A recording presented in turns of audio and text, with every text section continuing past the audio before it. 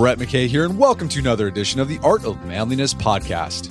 What if there's one piece of fitness equipment that was affordable, didn't take up much space, could get you both strong and flexible, and was fun to use? While that might sound too good to be true, my guest, Pat Flynn, would say you can find all those benefits in the old school kettlebell.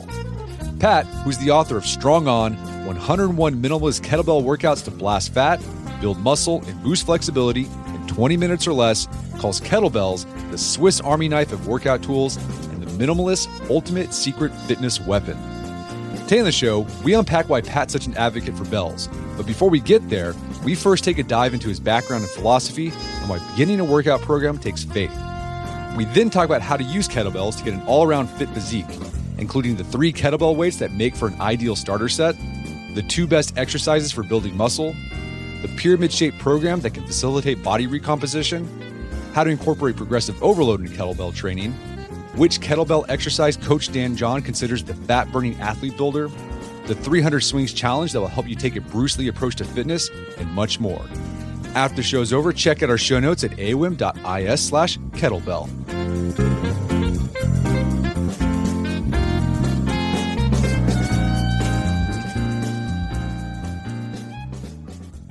All right, Pat Flynn, welcome to the show. Brett, it is a pleasure to be here. Thanks for having me on.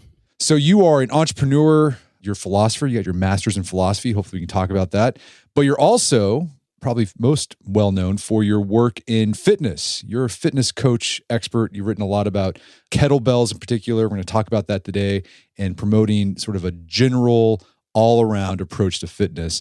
But let's start with your story a little bit. In your books that you've written, you talk about how your interest in fitness began with an embarrassing wet t-shirt contest in middle school. How did a wet t-shirt contest in middle school get you down the path to where you're coaching people how to do kettlebells? Yeah, thanks for helping me to relive this wonderful moment, Brett. I appreciate it. And yeah, so I had some, typical middle school type of friends, right? We were in a little rock band. Nobody has heard of us. Trust me on that. And I was an overweight kid growing up. I was not athletic. I was your typical 90s kid, right? So just a whole bunch of microwavable food and video games and all that good stuff. Dunkaroos. Oh man, you do miss it though. It's like it's hard not to be nostalgic about that poison. But yeah, so I grew up on all that. Had something of a weight problem. I was always kind of the chunky guy among our friends, and I never really liked it. It always bothered me. I had friends, so this isn't like a super traumatic story or anything like that, but it was a problem. And it all sort of came to, a climax when we decided in the middle of band practice to just have a wet t-shirt contest among the guys, right? And I scored a solid victory on that. And it was super depressing. I was like, I have to do something about this. I have a long line of obesity in my family, especially on mom's side. And it was pretty clear to me that if I didn't stage an intervention, probably now I was going to go down a path I particularly did not want to go on. And like most people who set out on a fitness journey, I was super confused. My mom had all sorts of books on diet and exercise, and they all said different things. So I spun in circles for, probably about a year or two, just trying to figure things out, having a little bit of success, but mostly frustration, until eventually I stumbled into a martial arts studio, a Taekwondo studio. I didn't want to go to the weight room in my high school because that's where a lot of my friends were, and I just didn't feel like hearing the things that they would say if they saw me walk in. So I tried martial arts out, fell absolutely in love with it, had a phenomenal coach who was really into physical culture. And the value of a good coach cannot be, it's the most valuable thing in the world, right? Because if you get set on a good path early on by somebody who knows what they're talking about and can hold you accountable, I mean, that changed my life. So that's the story in a nutshell. Kettlebells came in a little bit later, more in college, but they were related to martial arts. In fact, my Taekwondo coach, as I was competing in college, introduced me to kettlebells just as a way to increase my training efficiency. And yeah, it was love at first kettlebell swing. Did you do anything like experiment with CrossFit or bodybuilding or powerlifting in between when you started with the Taekwondo and then moving to kettlebells? Yeah, I was doing your traditional bodybuilding sort of bro split for a while. I amazingly missed a lot of the CrossFit scene because when CrossFit was becoming very popular, that was when I was really getting into kettlebells. So, there were elements and certain aspects of my training that certainly were influenced by what was going on in the CrossFit scene. But no, I never got fully wrapped up into that. I sort of went just from your traditional, let's do a bro split with lots of, traditional cardio on a treadmill, which is fine. I really don't have anything like seriously against that. And it was pretty effective for me. But I was looking to increase efficiency and try to find something that, as a busy college kid would be a bit more directly applicable to what I was interested in, which was competing in Taekwondo. So you're not only a fitness coach, we mentioned this earlier, you have your master's degree in philosophy. Yeah. Is there a particular branch of philosophy that you're interested in and have been studying? Yeah, so I'm doing the PhD right now, and where I focus is in philosophy of religion, which is a weird name for a branch of philosophy because it's not a bunch of religious people doing philosophy.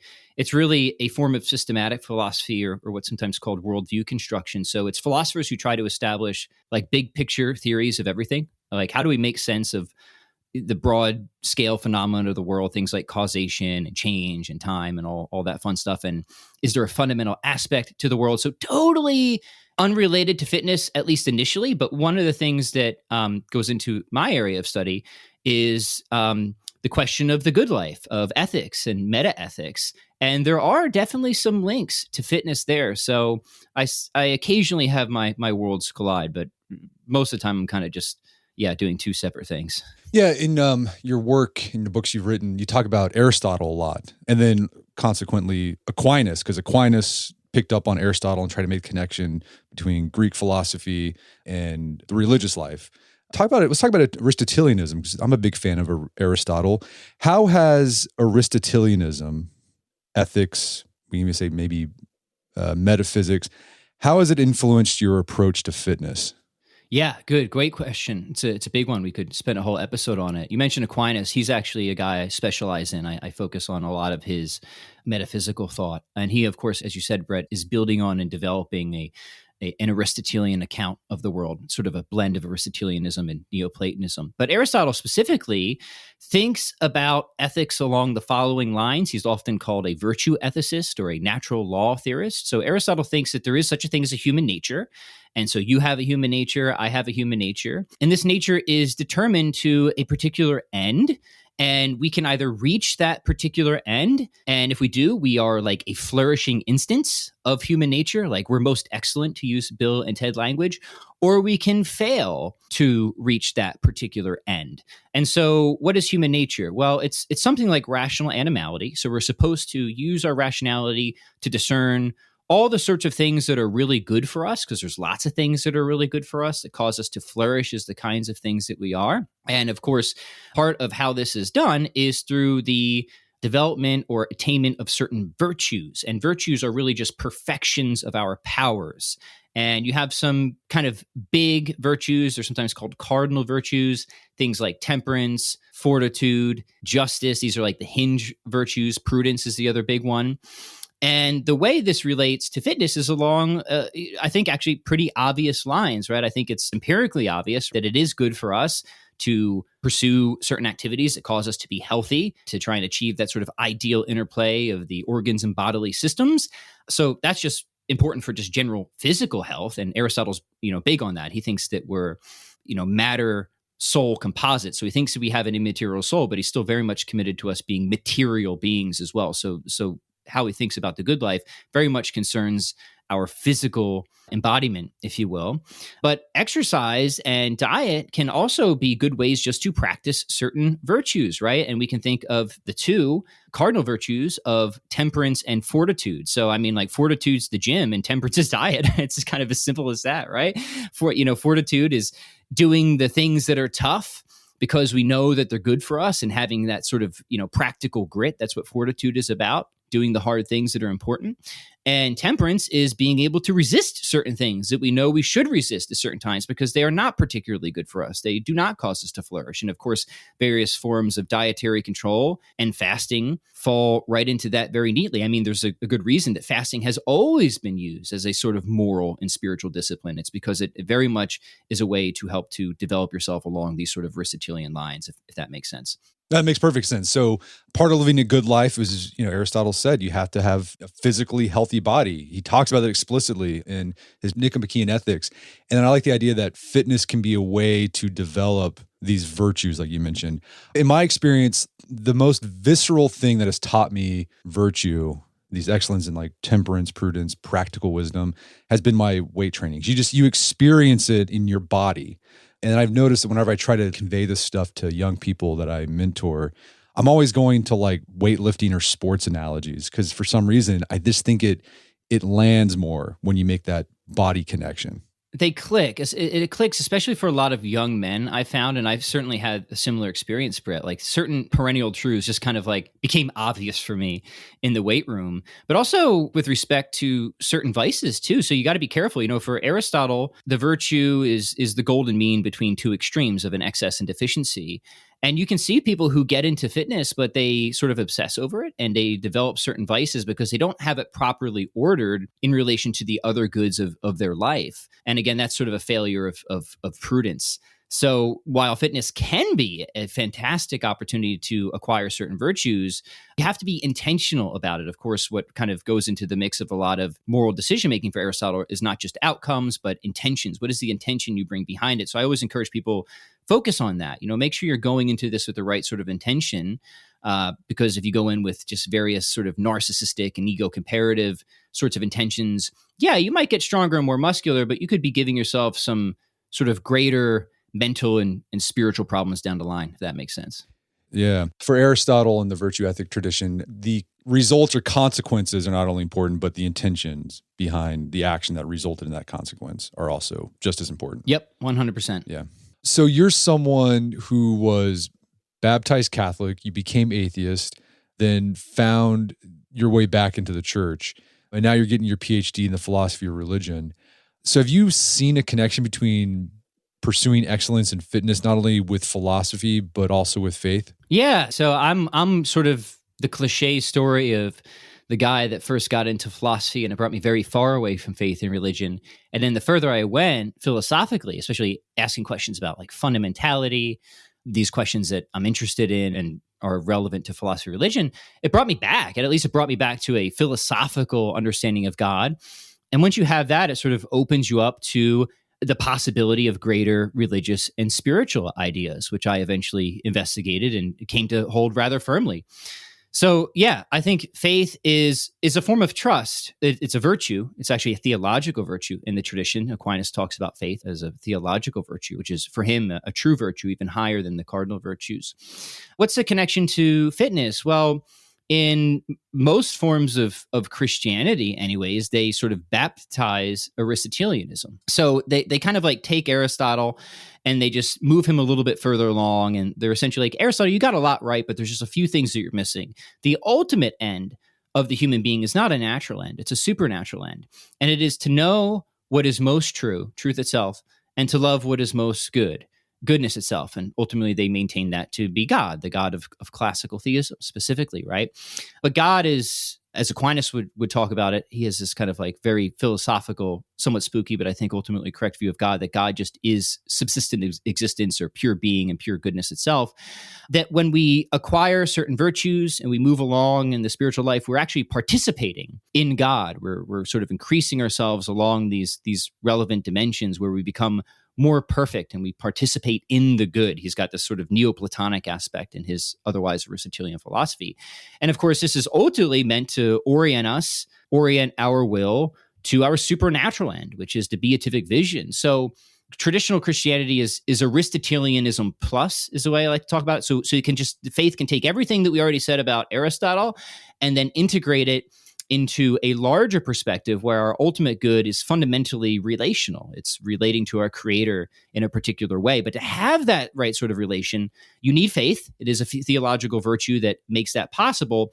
And also, eventually, you need to have perfection and moral perfection. So it integrates or links up in a much higher, I think more extravagant, and I think ultimately more beautiful way too. But it's certainly not contrary in any sense, if that makes sense. Mm-hmm. So, okay, it sounds like where Aristotelianism says, be fit, be healthy to achieve human flourishing or excellence, your faith says to take that, to keep that, but then also point it to the divine, which is, that big metaphysical perspective. But do we see faith and fitness on a more day-to-day basis, like in the gym? Yeah. Well, I mean, for me, just speaking personally, Brett, I mean, when I became Christian, it totally changed my intentions of what am I working out for?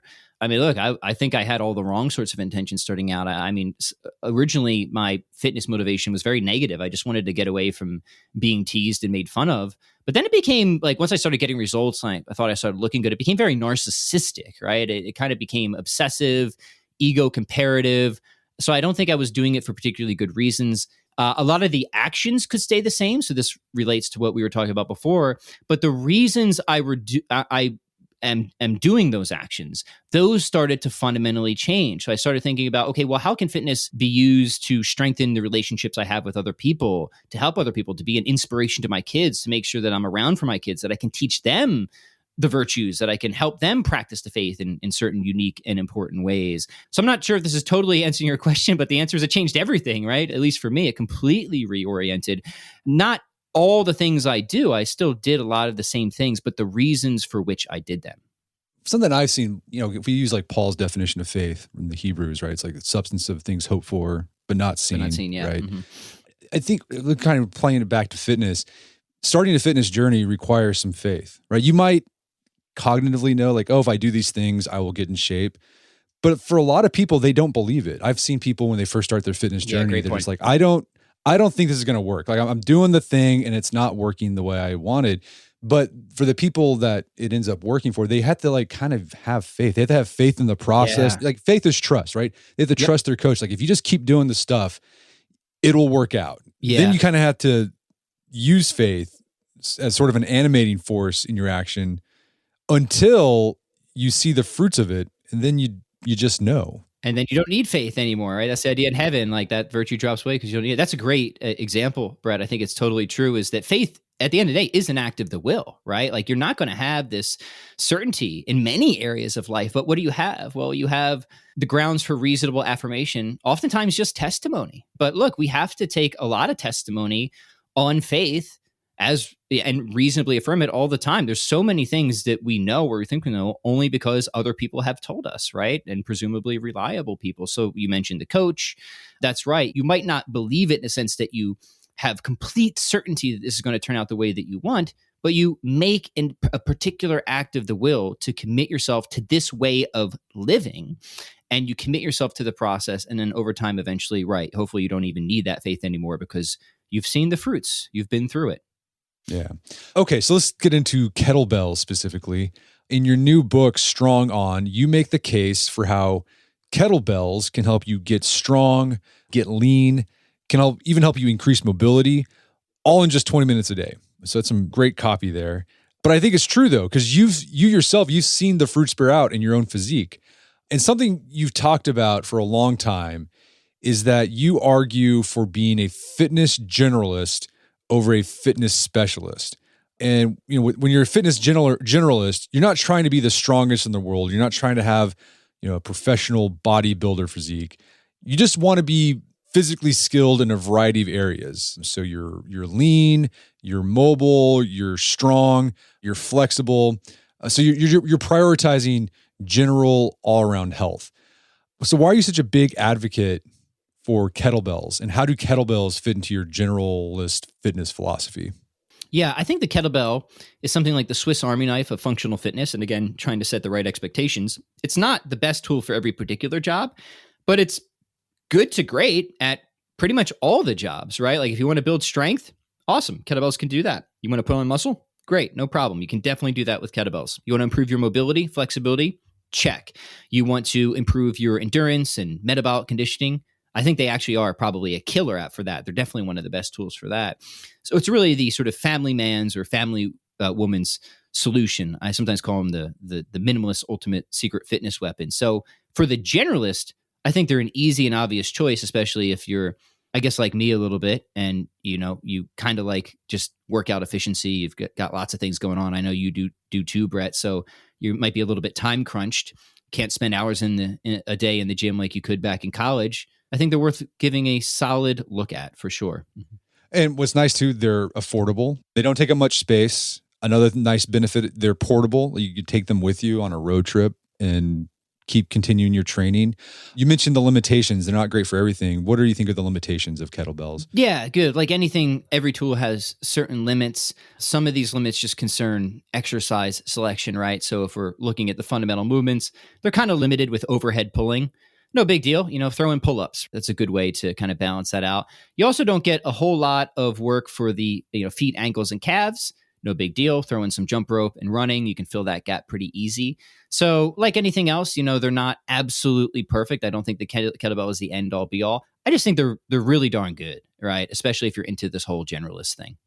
Maybe we should, for those who aren't familiar with the kettlebell, I mean, we're assuming people know what a kettlebell is, but a kettlebell, it just looks like a cannonball with a handle on it. Yeah, that's right. Yeah, it's a cannonball with a handle. They became really popular, I don't know, Brett, 15 years ago, something like that. And Pavel, Satsulin, Dan John, who's a great friend of mine who's been on your show before, started bringing them into the mainstream.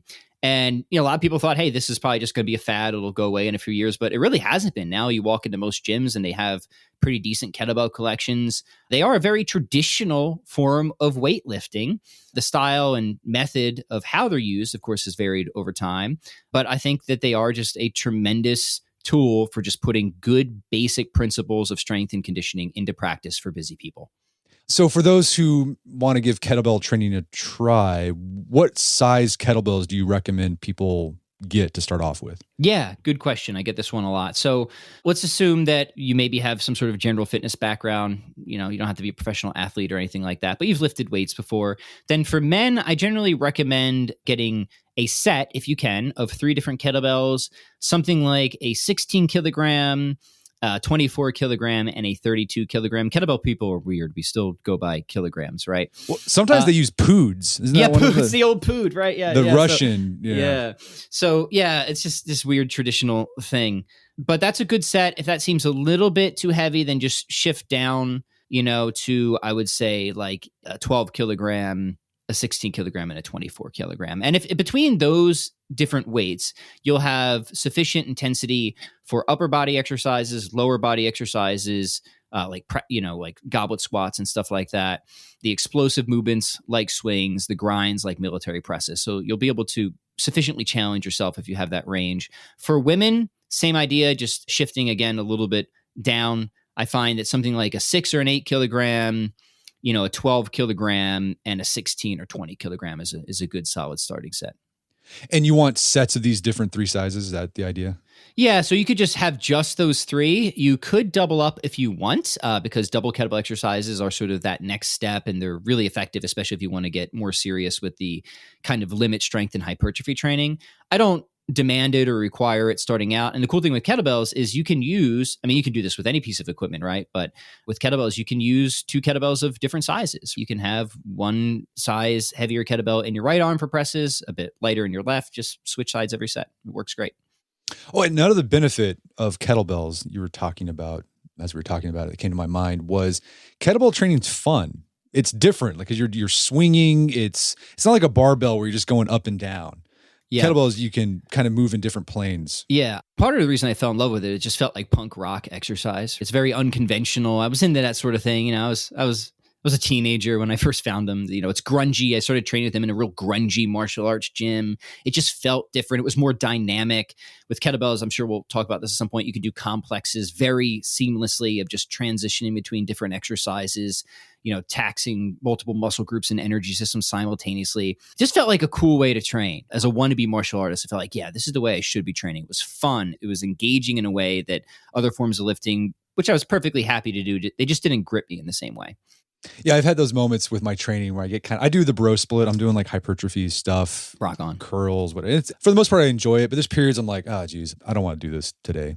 And I'll do a little kettlebell stuff because it just feels nice. It feels fun. It freshens things up. And they're certainly compatible, right? You could do the bro split bodybuilding, 3-4 days a week. And then if you just want to keep up on your conditioning or add a little bit of Metcon, which certainly can serve a purpose, you could just throw in a few kettlebell complexes 1 to 2 days per week. So kettlebells don't have to replace your current program for people who are interested. You could find a way that they could supplement or complement what you're already doing, for sure. We're going to take a quick break for a word from our sponsors. And now back to the show. All right, so we got our kettlebells, these little cannonballs with handles on them.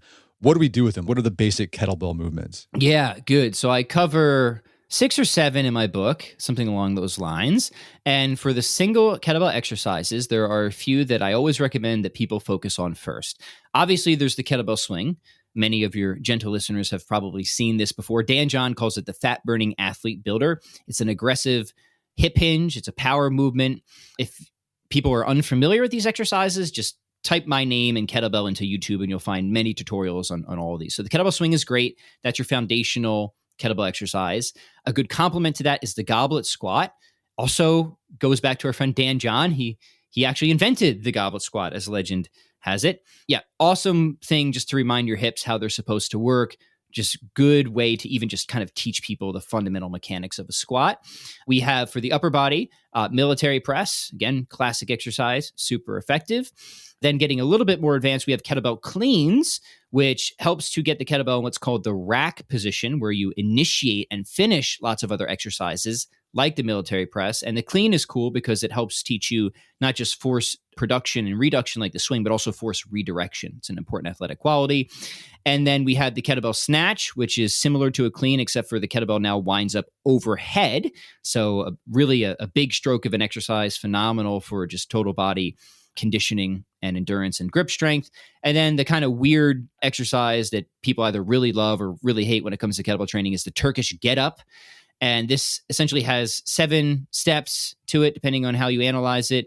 And it really is just getting up and off the ground while holding weight overhead. Really great for strength, obviously, but stability and mobility as well, especially for the hips, knees, and shoulders. Yeah, I like the Turkish get up. It works your brain because you have to think about it a lot. If you haven't done it in a while, you think, okay, how do I have to move myself so this weight doesn't crash down on my face and I can get up into a standing position? So I think it's a good one for like fighting aging. It is. And I think it's a great conditioning tool too. A lot of people use it just to lift a bunch of weight because you're using, the stanchion of your skeleton. So it is a good strength move. But 2 things about the get up. One is when people are learning it, I teach it in the book actually from reverse. Start standing, go to the ground and get back up. That's a bit more intuitive way to learn the steps. You still got to pay attention to the steps, but it's a little less clumsy than starting from the ground. So that's called the reverse get up. I think that's a good teaching tool.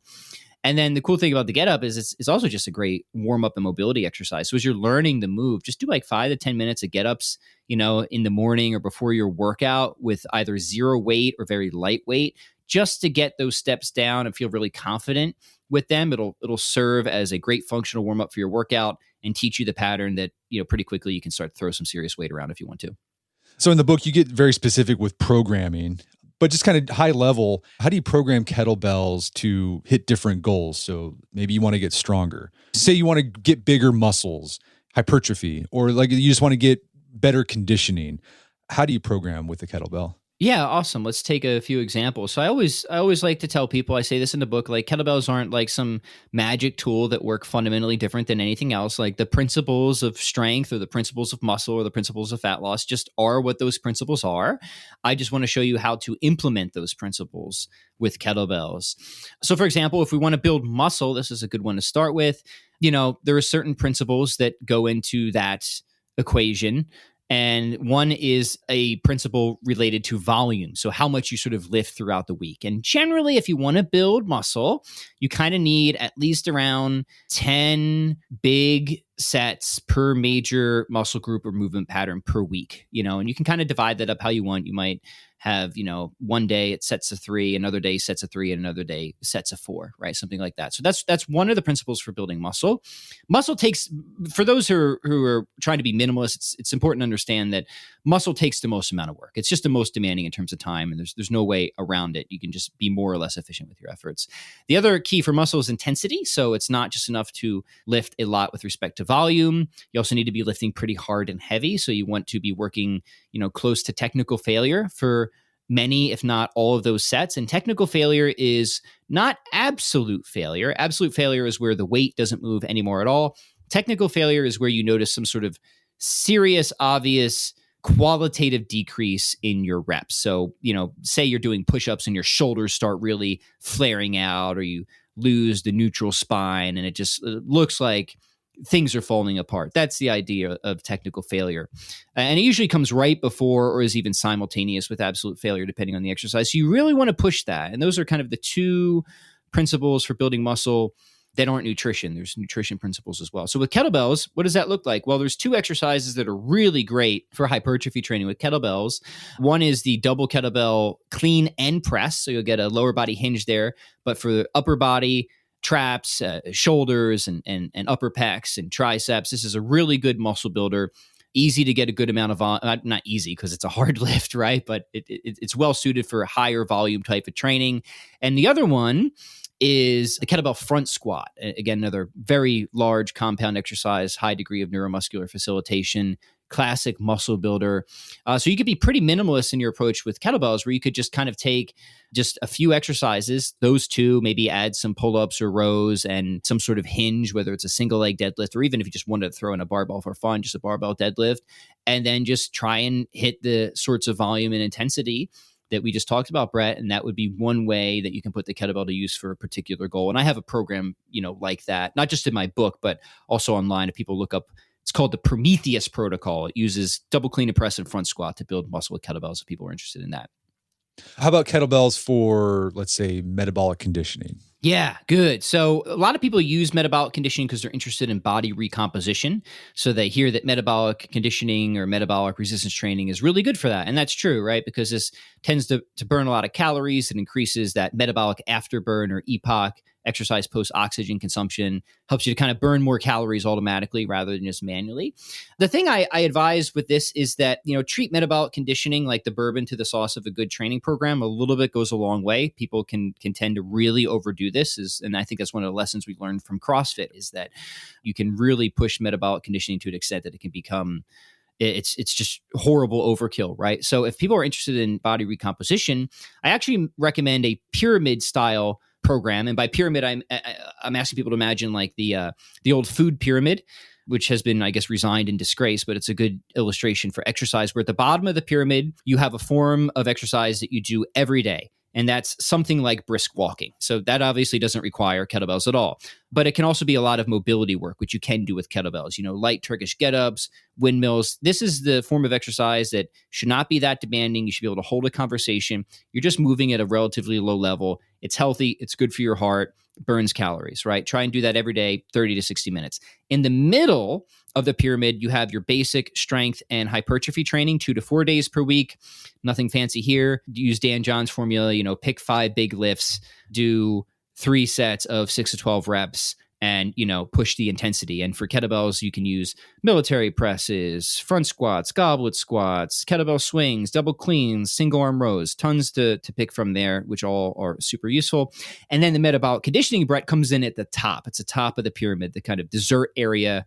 I like bourbon to the sauce of the program. And really, I think here, honestly, just like 1 to 2, maybe 3 days per week of 10 to 20-ish minute sessions, because we're doing just really high intensity kettlebell complexes. And this is where we string together different exercises, things like swings, cleans, snatches, push presses, lunges, perform them back to back with little to no rest in between to, again, keep the system working as a whole, the heart, the lungs, the kidneys, but switching through various muscle groups so not anyone is reaching failure. And that's what gives you that kind of awesome afterburn effect and improves your metabolic efficiency. So that's a long answer, but I always like to situate metabolic conditioning within a wider program. I don't usually have a program that it's just Metcon. I actually don't think that's the most efficient or effective way to go for most goals. Okay, so yeah, Metcon is you're going to use the kettlebell to get really out of breath and sweaty. Yeah, it's the love to hate type of exercise. Yeah, right, for sure. Yeah. Mm-hmm. So, a key driver in getting stronger or increasing muscle mass is progressive overload, which is you increase reps or you increase intensity. With barbell training, it's pretty easy to add intensity or add weight. So you can add 5 pounds to the bar, 10 pounds. 15, yep. Kettlebell, you just had the kettlebell. How do you make things harder with kettlebells when you don't have that sort of incremental increase ability? It's smart. It's tougher with kettlebells. You have to get more creative, but I think it's a good exercise because it forces you to think more about other variables and how to be creative. So you're right. To get stronger, you need to use progressive overload. You need to push the intensity. You need to put certain demands on your body that essentially says, hey, you better get stronger or you're going to like snap in half, and your body eventually responds to that. So there's a couple like kind of tricks, right? So let's just take the military press. This is a good example and a common place where people get stuck. So military press is where you just press one or two kettlebells overhead. And say you're like at a 24 kilogram, but the next size kettlebell is a 28 kilogram. That's actually a pretty significant leap, especially if you feel like the 24 is already pretty heavy. So what can you do here? There's a couple different strategies. One, of course, is just to find kettlebell sizes in between. Unfortunately, kettlebells are so popular these days, you can find smaller increments, but that requires a bit more financial investment. Some people might want to make that or not, but that option is available. I don't typically use it, but it's there now, whereas it wasn't there like 15 years ago, so that's nice. What you can do, of course, is throughout your programming, is you can just waive the other variables, right? So, okay, maybe you're pressing the 24 for 8 reps, but you can't press the 28 for 8 reps, but maybe you can press it for 3 to 5. Okay, well, then you have one day in your programming where you're just working with that 28 at the lower rep range to begin getting the type of stimulus that you need to eventually move it to the higher rep range. So just working within other variables is a smart way to do that as well. In fact, for pressing, just to give people a more concrete plan, if you want to get your pressing up, I recommend having 3 days per week. One day where you just go really, really heavy, like 1 to 3 reps, maybe 5 reps, heaviest bell you can handle. You're fighting for every one of those reps. It's intense. Then you have another day of moderate intensity of volume. So, you'll go 1 or 2 bell sizes down, maybe working between 8 to 12 reps, many, many sets, right? And then you have a third day of speed and power. So this is where you might do push presses and jerks to work the other end of the force velocity spectrum, because you can get stronger not just by lifting more weight, but by lifting the same weight with more speed. And with that approach, I think you'll find that you'll be able to make some pretty impressive leaps in your overall strength without needing those small increments, the micro loading. And you can really apply that to virtually any other lift as well. One more trick for the press is there's exercise variations, right? So maybe you can't strict press a certain bell, but what you could do if you want to get to that next size heavier kettlebell is you could long push press it. And a long push press is where you take a deep squat with the kettlebell in the rack, and then you slowly come out of the squat using just the least amount of momentum that you need to get the kettlebell overhead. So it serves as a sort of functional overload press. And then you slowly, through the eccentric, the downward portion of the movement, lower the kettlebell down. And that stimulus, that overload stimulus, will help you to get stronger to the point where you'll eventually be able to strict press it. So those are a couple different strategies that I explore in my book and elsewhere of how you can get around this, a little bit of an annoying issue of not being able to microload with kettlebells. Something you're famous for is your 300 swings challenge. So it's 300 swings. It's every day for 30 days, right? Yeah, that's right. It sounds kind of crazy, but it's not quite as crazy as it sounds. Yeah. What led you to develop this protocol? Yeah, boy. So like 11 or 12 years ago, I used to write for a fitness site that has since gone somewhat, I think, out of business. And we were kind of brainstorming an idea for a fitness challenge. And I don't know about you, Brett, but like way back when that movie 300 came out, I was like one of those kind of youngerish dudes who was like, oh man, those guys look so awesome. And like anything 300 was like the thing. Right? There's like all sorts of 300 workouts that were going on and stuff like that. And most of them were just almost complete nonsense. So as I kind of like got older, I always thought there was something cool just about like, a 300 challenge, right? People like that sort of thing. So, but how can we make it like useful and reasonable and difficult, but also purposeful, and to ensure that people aren't going to like get totally burnt out or injured? And that's where he came up with the 300 swings per day kettlebell challenge. And the kettlebell swing, as Dan John calls it, the fat burning athlete builder. It's such a bang for buck exercise. It builds your conditioning, it builds your power, it builds what people call kettle booty, your glutes, strengthens the low back, strengthens the hamstrings, burns a mountain of calories. There's a reason people love the kettlebell swing. It's just such an awesome exercise. And it generally lends itself well to a higher frequency approach as long as you're smarter about it. So I put together the 300 Swings Kettlebell Challenge to accomplish two things. One, to help improve people's general conditioning and power with kettlebell swings, and also give them an opportunity to take a Bruce Lee approach to exercise. Bruce Lee's like, hey, don't throw 1,000 kicks, throw one kick 1,000 times. And the idea there is you focus really with a ton of intention, there's that word again, on all the nuances of a particular technique with every repetition in order to master it. And I think people would do well to approach exercise with that mindset where we're not just trying to lift heavy load, but we're trying to move with beauty, with elegance, with precision, to have real bodily control. And I think the kettlebell swing is an awesome athletic movement that is worth just trying to make it look good and elegant. And when you have 300 reps a day to practice it, you can do that, right? It's a good amount of practice. Yeah, Pavel says strength is a skill. You have to practice the skill of strength. Yeah, it's so true. Yeah. It's like anything else. It's technique and how you organize your practice. But I always tell people, look, if you're starting out, you don't necessarily want to start with 300 swings every single day. You can stagger it, build up the volume gradually. And also when I run these challenges and in the book, we're not doing the swings exactly the same way every day. Sometimes we're going very light. Sometimes we're spreading the swings out throughout the day. We use ladders. We use EMOMs. We use different swing variations. So there's some intentional variety. So it's pretty intentional. And I think pretty well thought out that it serves a useful purpose without just being like some crazy over the top fitness challenge.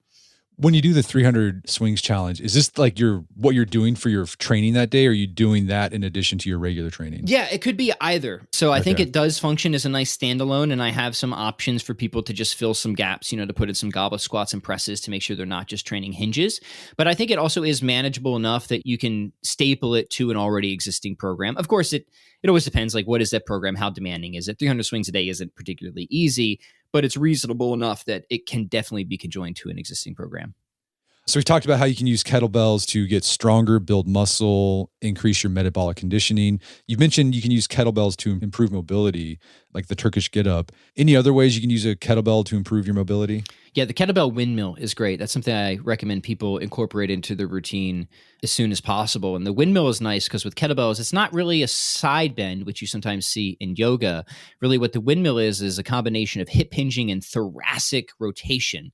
And this is just a phenomenal exercise to sort of cure what ails modern America, right? So, I mean, we have the vulture posture, and we're constantly over a computer, and we're just in this slumped position all the time. So the windmill is just a really, really great way to open the hips, to loosen the posterior chain, the tight hamstrings, the shoulders, and the upper back. So in terms of bang for buck mobility exercises, that's way up there. People might also want to check out kettlebell halos. And in fact, I think the goblet squat itself is just such a good exercise for loosening the hips, knees, and ankles. And what you can do is you can just sit in the bottom of the goblet squat with a light kettlebell and use your elbows to pry your knees out side to side, find space in your hips, and just spend time there.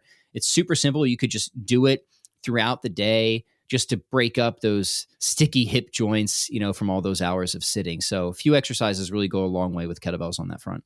Yeah, another way I've used kettlebells for mobility is I'll do this stretch. It's for the hamstrings where I'll prop a foot up on a bench and then I'll have the kettlebell in my hands and I'll just kind of lower it down as far as I can go. Does that make sense? You're teaching me something new. This sounds really great. Continue. I want to hear the rest of it. And then you're kind of doing this deep, you feel it a lot in your hamstring and in your butt, your glute of that leg that's propped up. And I'll just hold it down there. And because like the weight kind of helps you go down a little bit further and further. Right. And then you can pull it back up. And then, so that's another one that what you point out there, Brett, is something that I think is seriously underappreciated, is that you can and should use weights for your mobility and flexibility training. Weighted exercises are really effective for improving mobility and flexibility, assuming that you're judicious in how much weight you apply and you're not going like too crazy right out of the gate. Yeah.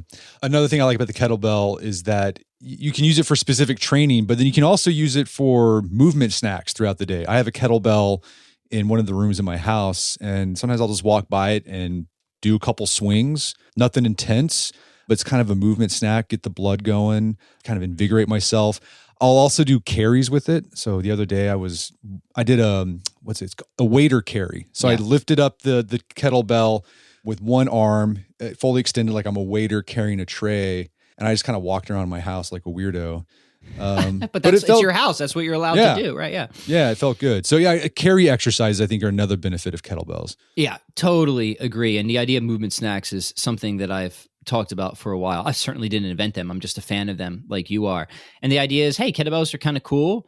insofar as you can just leave them, throughout your house. And the challenge is like anytime you go by that kettlebell, do something with it. Maybe you pick it up and move it to the other room where you're going. Maybe the kettlebell follows you around your house all day long. In fact, that's what they used to torture us with in the old school kettlebell certs. So throughout the whole weekend, you had to bring your kettlebell everywhere, to the bathroom. If you went to the bathroom, you had to do it. So you could do that in the house. It's a little weird, but let me tell you, it adds up. And whenever you get to a new room, you could do a set of swings or squats or a mobility exercise. And the idea here is that, look, exercise and movement is cumulative. We can totally break free of the mindset that we have to do like all of our exercise in this condensed period of time at a gym. No, it adds up. It's all valuable. So little bits here and there go a long way for sure. The other benefit of kettlebells, we mentioned it earlier, you can take them on the road if you do a road trip. My wife and I have done that. But I've also seen, have you seen these on the market? They're sort of like bags that you can fill up with water if you're at a hotel room. Have you seen these? No, I have not. Okay, so that's something else. There's on the market now, you can buy these bags. They have handles on them, and somehow you fill them up with water, and if you fill them up all the way, it gives you a certain amount of weight. And it functions as a kettlebell without having to. It functions as a kettlebell, yeah. That's really cool. I have to check that out. You could fly with it. Yeah. It's better than trying to convince them to let you take it as a carry-on, which I have tried before unsuccessfully. So made you check that. One thing you talk about too in all your work is, let's say someone gets started, and it's always easy to start something, but you always reach this point where you're going to hit a plateau and progress slows down, or maybe it stalls. And that's when people start losing faith, like we talked about earlier. That's right. Do you have any advice for people? Yes. To stay motivated when that progress slows and they feel like, this is not working anymore. Yeah, really good. So I actually have a few things to say about this, and I think this is really important, doesn't get talked about enough. So first thing is right expectations, always. And I always tell people that plateaus are part of the process, right? There is no process of self-improvement without plateaus. And success, especially if you've been at something for a while, it never just kind of slopes up in this beautiful ascent like you want, right? It's more like a very uneven, weird-looking flight of stairs, right? You just kind of make these kind of weird leaps at almost random times where it's like you jump up and you have this huge leap of progress, and then you kind of plateau for a while, then you have a small leap and you plateau for a while, and then you have another medium leap and you plateau, and then it's just this jagged thing. That's just what it looks like in lifting. I can certainly tell people that's what it's like when it comes to being a musician. That's certainly my life of playing guitar, right? At huge plateaus where I don't think I'll get past it. And then suddenly I wake up one day and I got the lick or something like that. So one is expectations, getting people to understand that plateaus are not setbacks. They are just part of the process, and it's okay. You can chill. In terms for maintaining motivation, I think there's two important things to talk about with respect to motivation, starting out and ongoing. People say, how do I get motivated for something? And I think that's not the best way to think about it, because motivation, at least starting out for a lot of people, isn't intrinsic enough. And so we can make a distinction between extrinsic and intrinsic motivation. What people want is intrinsic motivation. This is the idea of self-reliance, where you're just able to do the hard things day in and day out because you just have the grit, you have the fortitude, you have the habit, right? You've developed the habit. But very, very few people are intrinsically motivated starting out going into a discipline. So what do you do? What do you need there? Well, you need extrinsic motivation. And this maps my own fitness journey. I was not super intrinsically motivated starting out. I would frequently give up when I started working out. I would quit the diets I started like 3 days in, until I went to that martial arts studio and found external structures to support me. I had coaches that held me accountable. I got skin in the game. I publicly pronounced my goals, right? I had people guiding me, encouraging me. And then what happens is, with these external structures of support, coaches being the big one, or just wider communities of people that will encourage you and hold you accountable, what happens is you then, after trusting in the process and seeing the results, and there's good studies on this, Brett, it's once people see the results after having already trusted that they then begin to develop intrinsic motivation. So the motivation comes after the discipline. It's kind of this paradox, this chicken and the egg thing. And the way you solve it is you just stop focusing on intrinsic motivation and look wherever you need for extrinsic motivation, having those structures in place to get started and to keep you going when things get tough, until you've seen enough of the results that you then do develop that sort of self-reliance or inner drive that those external structures can eventually drop away. That's awesome. I love it. Well, Pat, this has been a great conversation. Where can people go to learn more about the book and your work? Yeah, thank you so much. Well, the primary website is strongon.com. So just the name of the book. You can find me on YouTube. I have a YouTube channel called Kettlebell Quickies, a new YouTube channel of mine. I have a couple, but that's the newest. And Kettlebell Quickies is where I share just time crunched kettlebell workouts and training ideas for busy people who want to be fitness generalists. And I'm on the usual social media places as well. If you just kind of search around for, well, I don't want to just say Pat Flynn because there's a couple other Pat Flynns out there and I'm only one of them. So if you type my name in with kettlebells, you'll be able to find me. Awesome. Well, Pat Flynn, thanks for your time. It's been a pleasure. Thank you, Brett. It's been a joy. My guest today was Pat Flynn. He's the author of the book Strong On. It's available on Amazon.com and bookstores everywhere. You can find more information about the book at the website strongon.com. That's strongon.com. Also, check out our show notes at aom.is/kettlebells, where you can find links to resources where we delve deeper into this topic.